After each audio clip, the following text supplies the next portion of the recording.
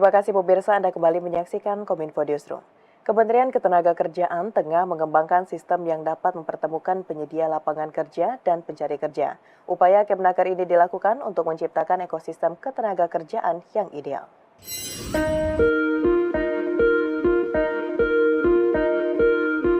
Kementerian Ketenagakerjaan dalam rapat koordinasi di Jakarta pada 8 Juli 2024 menyatakan tengah mengembangkan sistem ketenagakerjaan yang mempertemukan para penyedia lapangan kerja dan pencari kerja. Sekjen Kemnaker Anwar Sanusi mengatakan hambatan dalam pengelolaan informasi pasar kerja perlu diidentifikasi sehingga bisa memetakan kebijakan dan strategi yang tepat menghadapi dinamika pasar kerja. Payung hukum regulasi sistem ketenagakerjaan berdasarkan Perpres nomor 57 tahun 2023 tentang wajib lapor lowongan dan Perpres nomor 68 tahun 2022 tentang revitalisasi pendidikan vokasi dan pelatihan vokasi, serta Permenaker nomor 5 tahun 2024 tentang sistem informasi pasar kerja. Sistem ini dibutuhkan agar terciptanya ekosistem ketenagakerjaan yang mendukung pertumbuhan ekonomi dan pembangunan SDM yang unggul sebagaimana visi Indonesia Emas 2045. Maka kita harus memiliki sebuah sistem informasi yang betul-betul mampu menjembatani komunikasi yang baik antara dari sisi demand dengan supply ketenagakerjaan. Demand ini direpresentasikan oleh unit, oleh kelembagaan, baik pemerintah, swasta, masyarakat, dalam atau luar negeri, yang di situ adalah menggambarkan permintaan akan pasar kerja. Sementara supply ini adalah direpresentasikan sebagai sebuah institusi pendidikan dan pelatihan yang mencetak sumber daya manusia yang diperlukan di dalam pasar kerja. Kementerian Ketenagakerjaan menekankan pentingnya mendukung pemberdayaan sumber daya manusia di era bonus demografi melalui sistem informasi pasar kerja. Hal tersebut disesuaikan dengan kompetensi yang dibutuhkan oleh dunia usaha, salah satunya melalui upaya pendidikan dan pelatihan vokasi. Wakil Menteri Ketenagakerjaan Afriansyah Nur dalam rapat koordinasi sistem informasi pasar kerja tahun 2024 mengingatkan pentingnya sistem informasi pasar kerja untuk mendukung pemberdayaan sumber daya manusia ketika Indonesia mengalami era bonus demografi pada 2030 mendatang. Hal ini sesuai dengan tugas Kementerian Ketenagakerjaan dalam menyiapkan SDM Indonesia pada era bonus demografi untuk memiliki kompetensi yang dibutuhkan oleh dunia usaha, salah satunya lewat upaya pendidikan dan pelatihan vokasi. Wamenaker mengatakan dalam mendukung pemberdayaan SDM, pihaknya telah mengeluarkan Peraturan Menteri Ketenagakerjaan Nomor 5 Tahun 2024 tentang Sistem Informasi Pasar Kerja. Aturan itu dikeluarkan sebagai bentuk pelaksanaan dari Peraturan Presiden Nomor 6 Tahun 2022 tentang revitalisasi pendidikan vokasi dan pelatihan vokasi terkait sistem informasi mengenai struktur, karakteristik, persediaan, dan kebutuhan kerja di dalam dan luar negeri untuk mencapai keseimbangan pasar kerja. Banyak tugas-tugas kita yang wajib kita selesaikan dan ini tugas mulia. Bagaimana untuk penciptaan sumber daya manusia anak-anak kita yang kita mengenal sekarang ini daerah adalah bonus demografi. Kita selalu menggaung-gaungkan bonus demografi. Nah, seandainya bonus demografi ini tidak dimanfaatkan dengan baik, tentunya akan membuat atau menjadi malapetaka yang tidak baik untuk kita.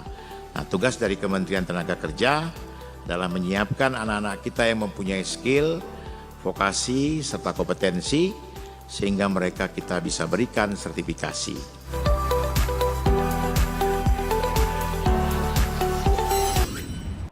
Informasi lainnya, pemirsa, BPJS Kesehatan resmi meluncurkan 5 layanan terbaru untuk masyarakat. Kelima layanan kesehatan digital ini akan semakin memudahkan dan meningkatkan pelayanan BPJS Kesehatan bagi masyarakat Indonesia.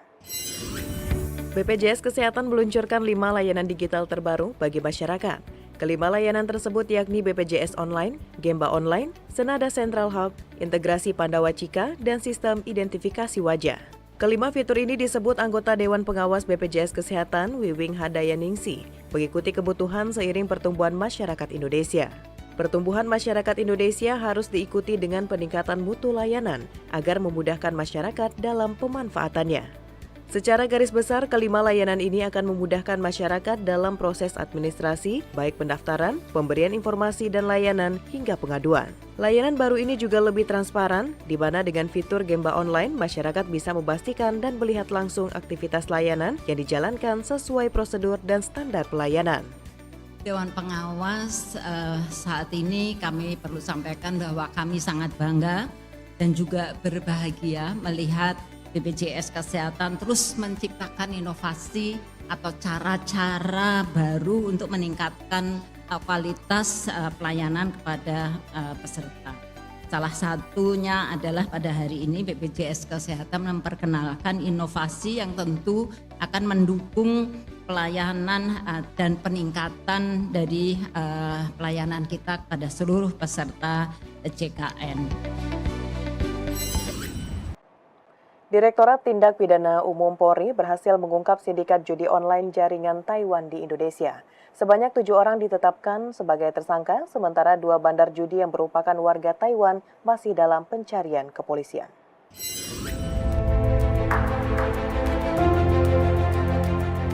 Direktorat Tindak Pidana Umum Polri dalam konferensi di Polri TV Senin 8 Juli 2024 menyebut berhasil mengungkap sindikat judi online jaringan Taiwan yang ada di Indonesia.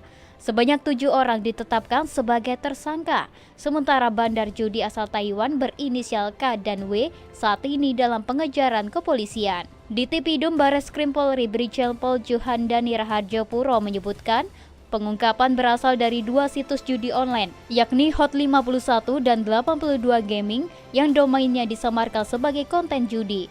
Kedua situs tersebut telah menjalani praktik judi online sejak Desember 2023 hingga April 2024. Dalam penyelidikan kepolisian didapati kantor operasional sindikat judol tersebut berada di daerah Tangerang. Ketujuh pelaku kini terancam pidana 10 tahun penjara dan denda maksimal 10 miliar rupiah. Bareskrim melaksanakan kerjasama dengan kepolisian Taiwan untuk berusaha memaksimalkan dan mengungkap secara tuntas jaringan sindikat judi online internasional tersebut. Adapun alur pengungkapan, setelah menerima laporan polisi, tim melakukan penyelidikan dan berhasil menemukan salah satu kantor operasional sindikat tersebut di daerah Tangerang. Kemudian ditemukan 1 tersangka dengan sejumlah barang bukti, kemudian melakukan pengembangan di wilayah DKI, Jawa Barat, Jawa Tengah. Sindikat ini, di mana hasilnya 7 orang sudah ditetapkan tersangka. Pemirsa, usai jeda pariwara, kami akan kembali dengan informasi lainnya. Tetaplah bersama Kominfo Newsroom.